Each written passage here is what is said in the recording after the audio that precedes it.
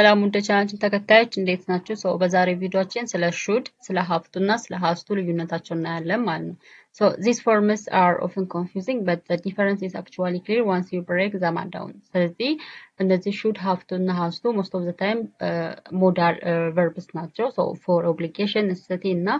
for permission የምንጠቀማቸው ናቸው and for advice ነው የምንጠቀማቸው. So ዛሬ እነሱን ልዩነት በደንብ አድርገን እናያለን ማለት ነው. So let's see. So has to or have to. ስለዚህ has to እና have to it is used for obligation or necessity. Something is required. ስለዚህ አንዳንድ ግዴታውን ነገሮች ኦብሊጌሽኑን ነገሮች ወይም ደግሞ በጣም አስፈላጊ ለሆኑ ነገሮች የምንጠቀማቸው ወርዶች ናቸው።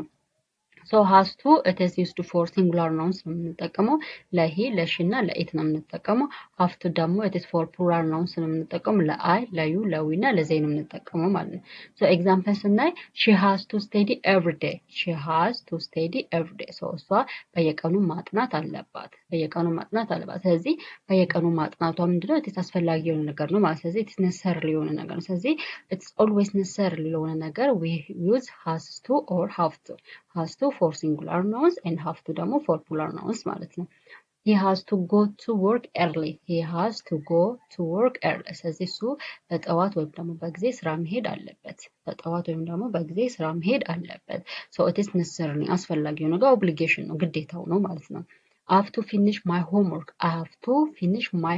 ስለዚህ I have to finish my homework ስለዚህ የቤት ስራዬን መጨረስ አለብኝ so it is obligation ወይም ደግሞ it is ግዴታ ነው መስት ነው ማለት ነው they have to wear uniforms at school ለምሳሌ ትምህርት ቤት ላይ ዩኒፎርም መልበስ እያንዳንዱ ተማሪ ግዴታ ነው አይደል ወይም አስፈላጊ የሆነ ነገር ነው ስለዚህ for obligation or for rules and for necessary ለሆኑ ነገሮች we use has to and have to እንጠቀማለን ማለት ስለዚህ they have to wear uniforms at school ስለዚህ እነሱ ትምህርት ቤት ዩኒፎርም መልበስ አለባቸው so it is school ነው ስለዚህ obligation ነው ግዴታ ነው ማለት ነው so always have to እና has to ማለት it is must ማለት ነው ወይም ደግሞ it is required አስፈላጊ የሆነ ነገር ወይም ደግሞ ግዴታ የሆነ ነገር it is described by has to and has to for singular nouns have to ደግሞ for plural nouns ማለት ነው So the other one is should have no should have plus participle ስለዚህ should it is for advice ነው የሆነ ነገር advice ለማድረግ ወይ ደግሞ የሆነ ነገር regret ያደረግንበት ነገር የተጸጸትንበት ነገሮች ምናምን ካሉ it is should have መግለጽ እንችላለን ማለት ስለዚህ should have plus participle always shouldን ስንጠቀም should haveን ስንጠቀም always እንትኑ verb የሚሆነው it is past participle ነው ወይም ደግሞ verb 3 ነው የሚሆነው ማለት ስለዚህ should have plus past participle it is used for one it is advice in the past ነው ስለዚህ in the past ሆኑ ነገሮችን advice ለማድረግ ለመምከር ወይም ደግሞ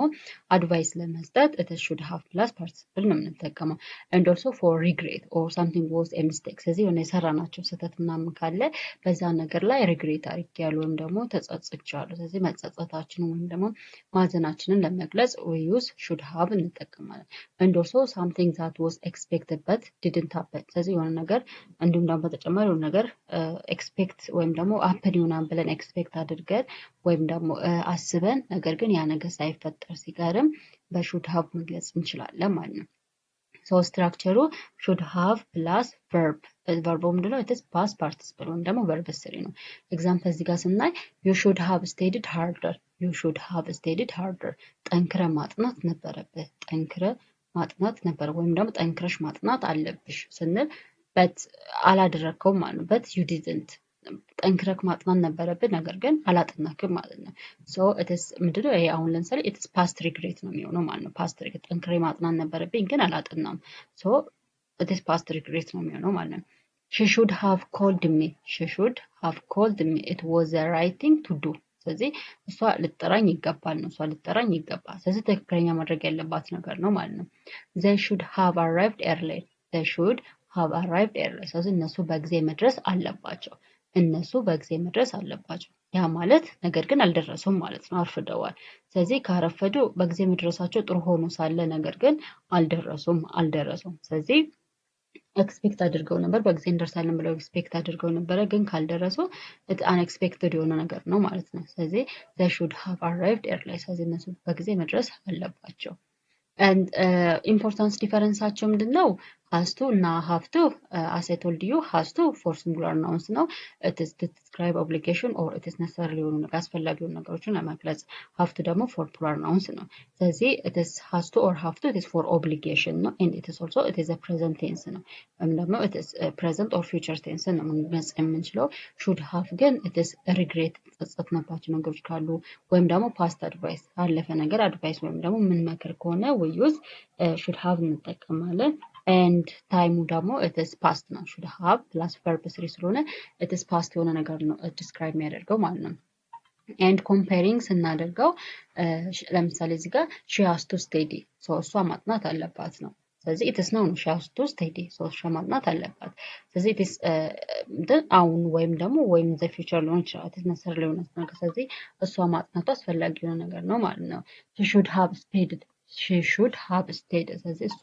በማጥናት ነበረባት እሷ ማጥናት ነበረባት ስለዚህ past ነገር ነው ማጥናት ነበረባት ነገር ግን አላጠናችም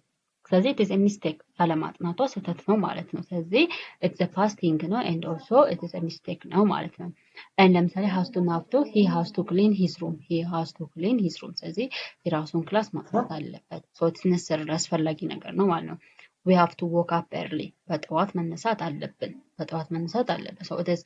it may be obligation ሊሆን ይችላል or it is necessary ወይም ደግሞ required የሆነ ነገር ሊሆን ይችላል ማለት ነው should have ሲሆን ግን I should have listened to you አንተን ልሰማክ ይገባ ነበር ወይም ደግሞ አንቺን ልሰማሽ ይገባ ነበር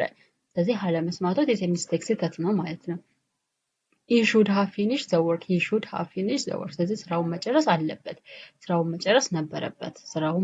ነበረበት ስለዚህ it is ግዴታው ነበር ወይም ደግሞ it is past የሆነ advice ነው ስለዚህ ስራውን መጨረስ ነበረበት ካልኩኝ so it is past የሆነ advice እያደረኩት ነው ማለት ነው so this all about should have has to and have to ነው so I think it's easy ነው so ከተረዳችሁትና ልዩነቱ ከገባችሁ በጣም ቀላል ነው has to and have to it is for obligation and for necessary አስፈላጊ ነው ነገርና ግዴታ ለሆነ ነገር እንጠቀማለን it may be present ሊሆን ይችላል or it may be future ሊሆን ይችላል should have ግን it is a past obligation ነው past የሆነ past የሆነ advice ወይም ደግሞ ስላለፈ ነገር የምንመክር ከሆነ advice ሐሳብ የምንሰጥ ከሆነ and also እንዲሁም ስላለፈ ነገር ሪግሬት የምናደርገው ነው ያ ማለት የሆነ ሚስቴክ ሰርተን ስለዛ ሚስቴክ ሪግሬት የምናደርግ ከሆነ ምናዘን ከሆነ it is have to should have plus verb 3 ነው የሚሆነው ማለት ነው so ኤኒ መስራ so በሌላ ጊዜ ደግሞ ስለነዚህ ስለ ሶስቱ ጥያቄዎች እንሰራለን so እስከዛ ድረስ ደህና ሁኑ ባይ